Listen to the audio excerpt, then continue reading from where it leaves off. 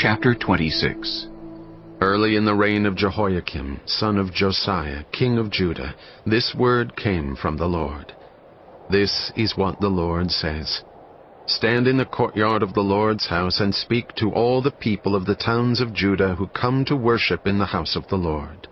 Tell them everything I command you. Do not omit a word. Perhaps they will listen, and each will turn from their evil ways. Then I will relent and not inflict on them the disaster I was planning because of the evil they have done. Say to them, this is what the Lord says. If you do not listen to me and follow my law, which I have set before you, and if you do not listen to the words of my servants the prophets, whom I have sent to you again and again, though you have not listened, then I will make this house like Shiloh, and this city a curse among all the nations of the earth. The priests, the prophets, and all the people heard Jeremiah speak these words in the house of the Lord. But as soon as Jeremiah finished telling all the people everything the Lord had commanded him to say, the priests, the prophets, and all the people seized him and said, You must die! Why do you prophesy in the Lord's name that this house will be like Shiloh, and this city will be desolate and deserted? And all the people crowded around Jeremiah in the house of the Lord.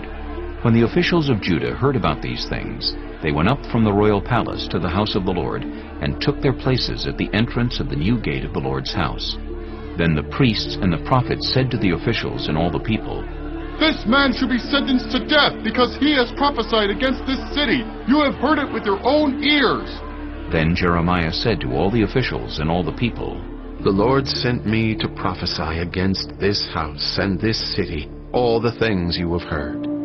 Now reform your ways and your actions, and obey the Lord your God. Then the Lord will relent and not bring the disaster he has pronounced against you. As for me, I am in your hands. Do with me whatever you think is good and right. Be assured, however, that if you put me to death, you will bring the guilt of innocent blood on yourselves and on this city and on those who live in it. For in truth the Lord has sent me to you to speak all these words in your hearing. Then the officials and all the people said to the priests and the prophets, This man should not be sentenced to death. He has spoken to us in the name of the Lord our God. Some of the elders of the land stepped forward and said to the entire assembly of people, Micah of Moresheth prophesied in the days of Hezekiah king of Judah. He told all the people of Judah, This is what the Lord Almighty says.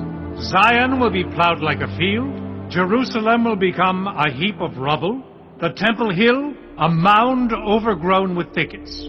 Did Hezekiah king of Judah, or anyone else in Judah, put him to death?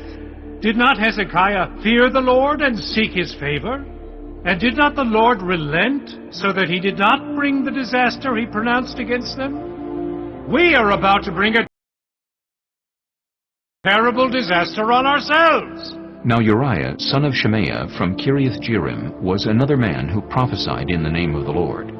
He prophesied the same things against the city and this land as Jeremiah did. When King Jehoiakim and all his officers and officials heard his words, the king was determined to put him to death. But Uriah heard of it, and fled in fear to Egypt. King Jehoiakim, however, sent Elnathan, son of Achbor, to Egypt, along with some other men. They brought Uriah out of Egypt, and took him to King Jehoiakim, who had him struck down with a sword, and his body thrown into the burial place of the common people. Furthermore, Ahikam, son of Shaphan, supported Jeremiah, and so he was not handed over to the people to be put to death.